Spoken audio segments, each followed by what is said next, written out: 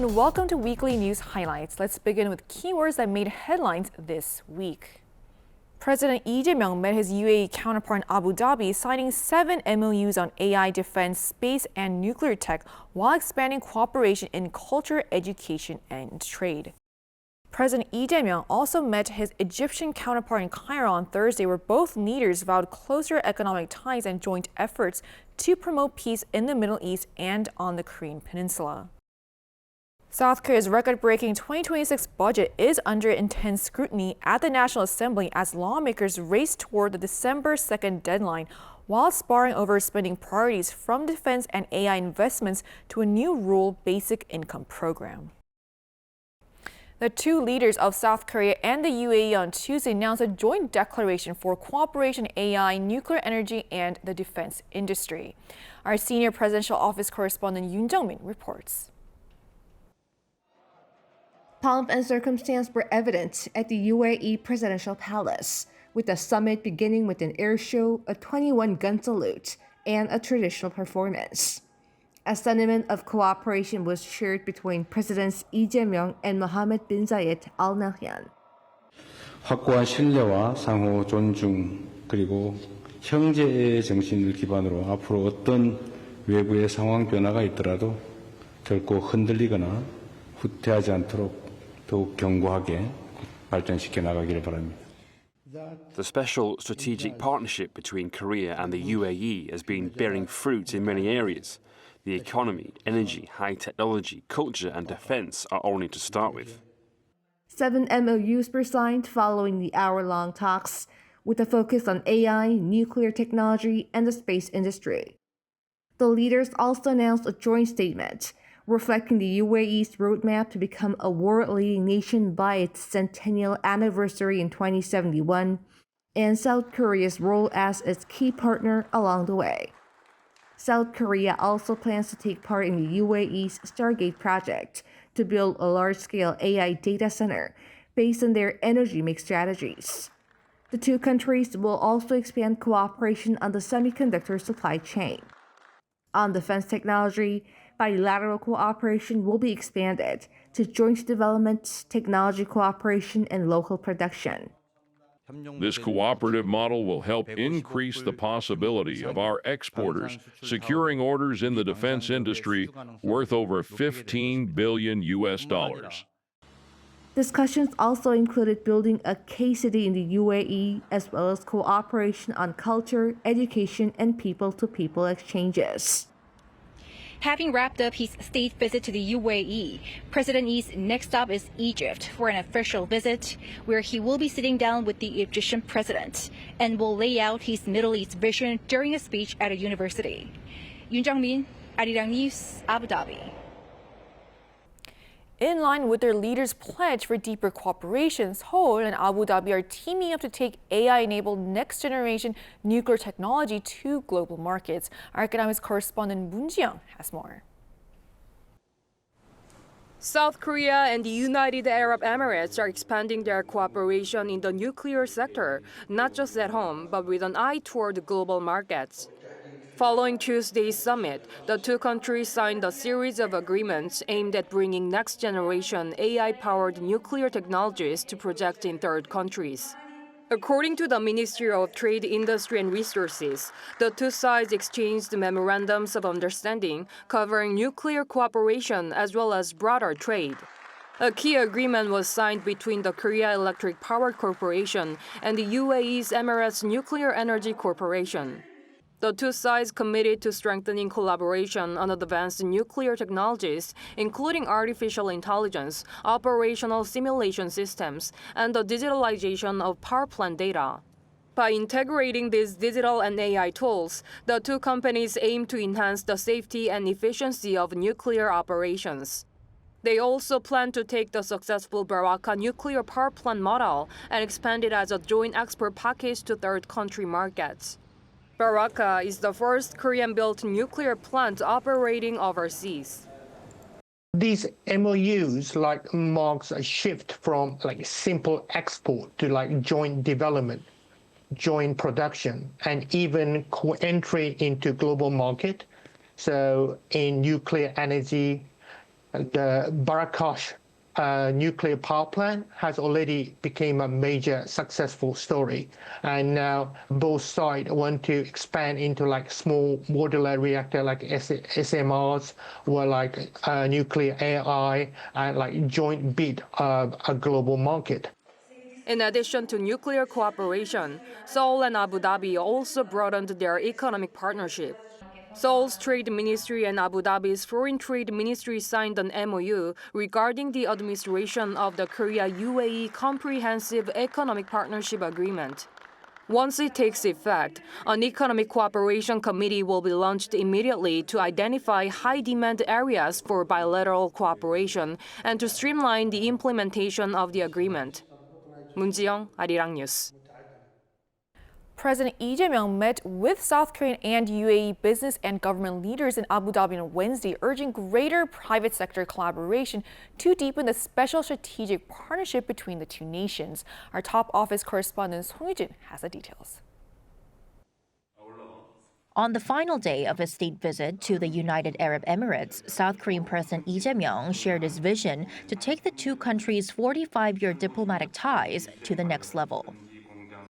두바이의 랜드마크 부르즈 칼리파에는 우리 한국 기업의 땀과 열정이 녹아있고 양국 협력의 상징인 바라카 원전은 4호기까지 정상 가동되고 있습니다.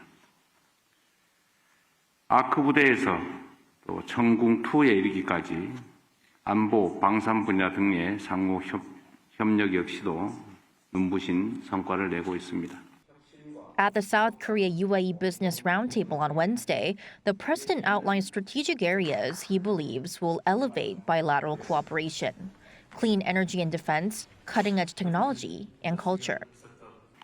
UAE의 태양광 발전 잠재량과 한국의 첨단 배터리 기술력을 결합한 에너지 전환 협력은 2050년 탄소 중립 공동 달성 그리고 친환경 신산업 육성에 크게 기여할 것이 분명합니다. 방산 분야에서도 공동 개발, 기술 협력, 현지 생산까지 협력의 수준을 제고하여 artificial intelligence, clean and renewable energy, and sustainable development. These are goals I know we both care about deeply. In the field of advanced technology, President Lee highlighted cooperation centered on artificial intelligence. A key outcome of his visit this time was an agreement to jointly establish and operate hyperscale data centers in the UAE. 우리 한국은 HBM 등 반도체 기술과 EPC 설비 역량을 바탕으로 UAE의 2031년 인공지능 허브 도약을 위한 가장 신뢰 있는 파트너가 될 것입니다. Lee also pointed to expanding cultural exchanges from food and beauty to content to deepen people-to-people ties. Wednesday's event brought together around 50 government and business representatives from both countries, including Samsung Electronics Chairman Lee Jae-yong and Hyundai Motor Group Executive Chair Chung Hui-sun. Song Yujin, Arirang News. Wrapping up his first day in Abu Dhabi, President Lee Jae-myung hosted a dinner with members of the local Korean community on Monday. In his opening remarks, President Lee described the United Arab Emirates as a base camp for South Korea's expansion into the Middle East and the wider Arab region. He pledged that South Korea and the UAE will open a new chapter of shared economic prosperity by combining their strength in research, production, and entering developing markets. The president also vowed to build a nation that overseas Koreans can take greater pride in. After his summit with UAE President Mohammed bin Zayed Al Nahyan, South Korean President Lee Jae-myung attended a joint cultural performance at the UAE's presidential palace on Tuesday. The event took place in the palace's Spirit of Collaboration Hall, featuring Korean traditional music and K-pop, as well as the UAE's traditional Al-Ayal dance, a UNESCO-listed intangible cultural heritage. Around 300 guests took part, including President Lee, First Lady Kim Hye-kyung, and senior UAE officials. And the South Korean Commander-in-Chief met the AK unit, a Korean military contingent stationed in the UAE while in Abu Dhabi. Meeting some 50 troops at a hotel in the city, President Lee Jae-myung thanked them for their hard work, saying their mission helps defend peace in the Middle East and the world. He said he appreciated their dedication and sacrifice, adding that their work elevates the status of Korea and contributes to protecting the lives of the Korean people. He was accompanied by First Lady Kim Hye-kyung, both of them wearing AK unit uniforms. The unit was launched in 2011 to carry out various missions, including the training of UAE troops and protecting Korean nationals in the region. President Lee Jae-myung, who's on a four-nation trip, held a summit with his Egyptian counterpart on Thursday in Cairo. They agreed to cooperate on regional peace and the economy. Our presidential correspondent Yoon Jung-min reports. The Korea-Egypt summit began with an official welcome by Egyptian President Abdel Fattah al-Sisi for visiting President Lee Jae-myung at the presidential palace in Cairo. During the nearly 2-hour-long talks on Thursday, the two leaders addressed regional peace. 한국과 이집트는 평화 촉진자로서 한반도와 중동을 포함한 국제 평화에 함께 기여하기로 하였습니다. We agreed upon the need to deepen global peace and support for peace in the Middle East and on the Korean Peninsula.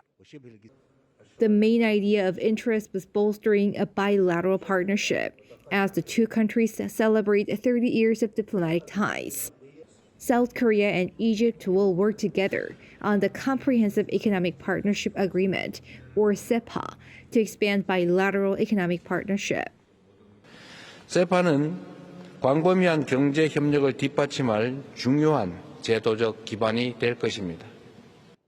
AI, communications, as well as science and ICT are important in particular. President Lee expressed hopes that the two countries also cooperate on the defense industry, such as F-A-50 aircraft, building upon their joint production of the K-9 self-propelled howitzer. MOUs were signed to bolster cooperation on culture and education. Concluding the Korea-Egypt summit, President Lee will head to South Africa to attend the G20 summit for talks on sustainable growth and fairness at a time of increasing global uncertainties. Yoon Jung-min, Arirang News, Cairo. After his summit with the Egyptian president, South Korean President Lee Jae-myung delivered a lecture at Cairo University. There, he presented the administration vision for the broader Middle East. Our correspondent Song Yoo-jin reports. Peace, prosperity, and culture. These are the three pillars of President Lee Jae-myung's Middle East strategy, unveiled during his lecture at Cairo University on Thursday, one of the oldest and largest universities in the region. 샤인 이니셔티브를 제안드리고자 합니다. S는 스테빌리티, 안정을, H는 하모니, 조화를, I는 이노베이션, 혁신을, N은 네트워크를, E는 에듀케이션, 교육을 뜻합니다. For stability and harmony, Lee announced that South Korea will contribute $10 million to the Egyptian Red Crescent Society to support humanitarian efforts in Gaza. He praised Egypt's leadership in mediating the Israel-Hamas ceasefire and said South Korea will join President Abdel Fattah el-Sisi's Gaza reconstruction plan. Moving to innovation, Lee promised tailored cooperation designed to support the economic development of each Middle Eastern partner. 에너지, 건설 분야 협력을 공고히 하는 한편 인공지능, 수소 등 미래 혁신 분야로 협력의 지평을 확대하겠다는 약속을 드립니다. He says it's now South Korea's turn to give back, highlighting how the country's rapid development was made possible by economic ties with the Middle East, including oil, natural gas, and large-scale construction partnerships. For network and education, the president emphasized the power of people-to-people exchange. 사람과 사람이 자주 만나는 것만큼 서로의 문화를 함께 배우며 성장하는 일만큼 양국의 우호 관계를 단단하게 만들 동력은 없습니다. For this, Lee vowed to expand university exchange programs, increase scholarships and training opportunities, and create more pathways for Middle Eastern students to study in Korea. He also pledged to broaden cultural cooperation across food, fashion, beauty, and history to deepen mutual understanding. President Yi concluded his nearly 20-minute speech by calling on the young audience to play a leading role in making the Shine Initiative truly shine in real life. 송유진, Arirang News. While in Cairo, President Lee Jae-myung met with the members of the Korean community in Egypt on Thursday. Reflecting on his summit with the Egyptian president, President Lee said Seoul and Cairo would significantly expand cooperation across culture, the economy, and defense. He added that the Korean community's role and presence in Egypt will expand as bilateral ties deepen. Lee also expressed his determination to establish a direct flight route between South Korea and Egypt. This was the first meeting of its kind between a South Korean president and the Korean community in Egypt since 2006. Seoul and Cairo are entering a new era of strategic partnership with opportunities for collaboration in infrastructure, AI, energy, and culture. Egypt's top diplomat to Seoul says both countries are committed to turning strong political will into tangible projects that benefit businesses and citizens alike. Our Oh Seong sat down with him. Seoul and Cairo are embarking on a new phase of strategic partnership with room for collaboration on infrastructure, AI and culture. That's according to Khalid Abdulrahman, who is Egyptian ambassador to Seoul since 2022. We are celebrating 30 years of diplomatic relations this year. It's an important visit after a phone call between the two leaders of the countries, and they have agreed on the main topics of cooperation. The political will for both leaders are very strong, very visible, and I think they will be transformed into tangible, real projects that benefit both Egypt and Korea. A major pillar of this cooperation could be energy and industrial technology. Korean companies are expanding across Egypt's manufacturing, renewable energy and power plant sectors. Last year, SK Ecoplant signed a $1.9 billion renewable energy development project. Korea Hydro and Nuclear Power won a contract to supply components for Egypt's first nuclear power plant in El Daba. So definitely there is room for collaboration between Egyptian and Korean companies, and the expertise and know-how here is very important because we see the partnership between our two countries as a springboard for Africa. So we can use that collaboration to enter into other African markets concerning green energy and renewables. Egypt is a regional trade hub with its Suez Canal, the Suez Canal Economic Zone, and free trade agreements with Europe, Africa, and the Arab world.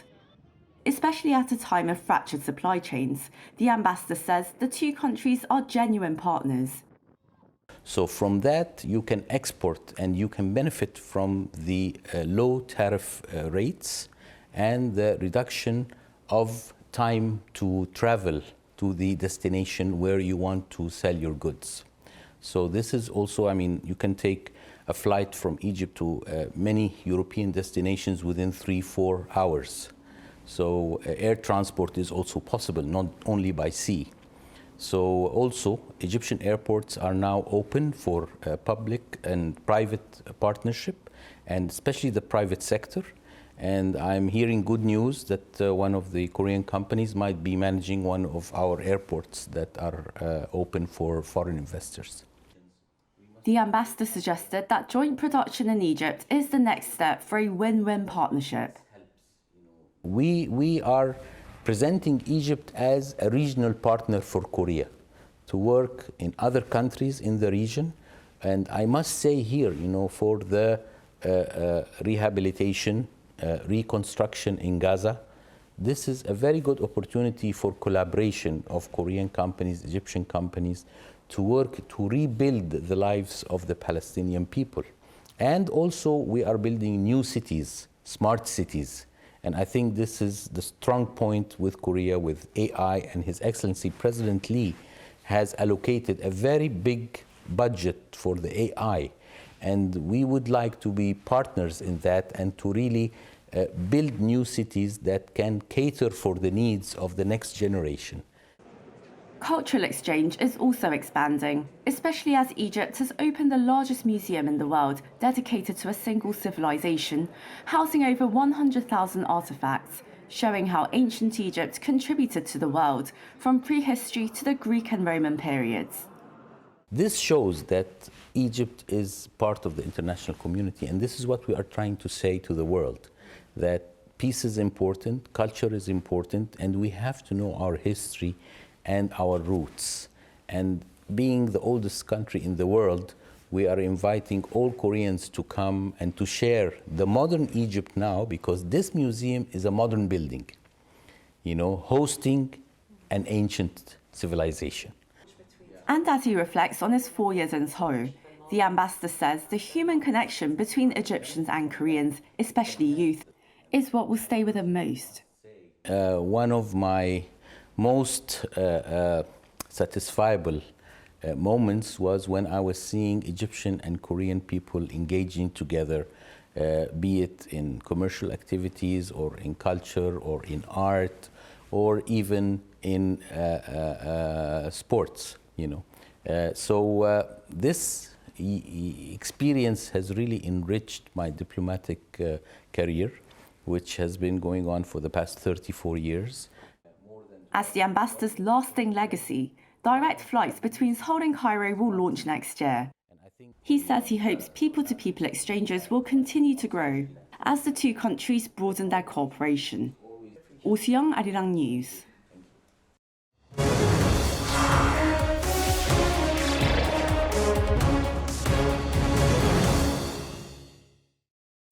South Korea's record-breaking fiscal budget for 2026 is now in its most critical phase of review at the National Assembly, with lawmakers racing toward the December 2nd deadline and clashing over spending priorities. For more, we're joined by our political correspondent Moon Hae-ryun today. Welcome, Hae-ryun. It's good to be here, Sujin. So you've been here with us to walk us through the budget review process. So what stage are we in right now? Well, Sujin, it's been around 2 weeks since President Lee gave his policy speech at the National Assembly, and we've now entered the final stage of deliberations for next year's fiscal budget. The National Assembly's Special Committee on Budgets and Accounts held a public hearing on the proposal, where experts and committee members debated the core contents of the budget bill, and then followed up with general policy inquiries on various ministries. And starting Monday, the Budget Adjustment Subcommittee began the detailed review process, where it is now combing through spending items to make adjustments to allocations and resolving disputes between the ruling and opposition parties. I see. So have there been any changes made to the government's budget bill proposal thus far? So over the past few weeks, there's been a few changes made to the budget proposal, and one of them is cuts to the prosecution's special activity budget, where the National Assembly's Legislation and Judiciary Committee has moved to approve 3.15 billion Korean won, less than what the government originally requested. Lawmakers from the ruling bloc argued that the prosecution's investigative powers have been sharply reduced, and with the prosecutor's office set to be abolished next October, cuts were necessary. The committee also attached new conditions, including a rule blocking special activity funds from being used at any prosecutor's office where the chief prosecutor is found to have breached political neutrality by participating in collective action. Meanwhile, the defense budget allocated for next year has been increased by nearly 300 billion won. A significant portion of the increase goes towards personnel costs, with lawmakers adding funds to raise on-duty allowances for soldiers to match those of civilian government workers, and boosting allowances for troops relocating due to personnel transfers. Additional increases have also been made for barrack support facilities and training programs to develop artificial intelligence talent within the armed forces. So what have been the main points of contention between the ruling and opposition parties? Well, the government's proposed budget for 2026 is South Korea's largest annual budget to date, coming in at 728 trillion Korean won, or just under $500 billion US. As a result, the expansionary fiscal policy of the Lee administration has been a key area of conflict between the ruling Democratic Party and the main opposition People Power Party, accusing each other of engaging in populism. 2024 tax shortfall, 30.8 trillion won. Yet the Yoon administration issued no bonds and covered it by reallocating funds. You say you'll invest $10.1 trillion to make Korea a top 3 AI power. But didn't you allocate $13 trillion in the second supplementary budget for livelihood recovery payments? Lawmakers also zeroed in on one of the Lee administration's key policy pledges called a rural basic income that provides regular monetary handouts to all residents living in rural areas regardless of their job, income or age. Starting in 2026, it will be launched as a 2-year pilot program in selected rural areas, and each resident will receive a set amount in the form of local community vouchers every month that essentially functions as cash. The DP has been supporting this policy by saying it will revitalize local regions, while the PPP has warned that it could become a massive black hole in the budget. Rural areas are beautiful but inaccessible. Build roads, guarantee basic income, and people will come. This program will cost around $360 billion, including local contributions, while essential farmer budgets such as direct payment programs have been cut by hundreds of billions. As the Budget Subcommittee continues to make adjustments before the December 2nd deadline, the parties are expected to continue clashing over the scope and sustainability of the administration's next year's spending. All right, thank you so much for your report today, Arirang. Thank you for having me.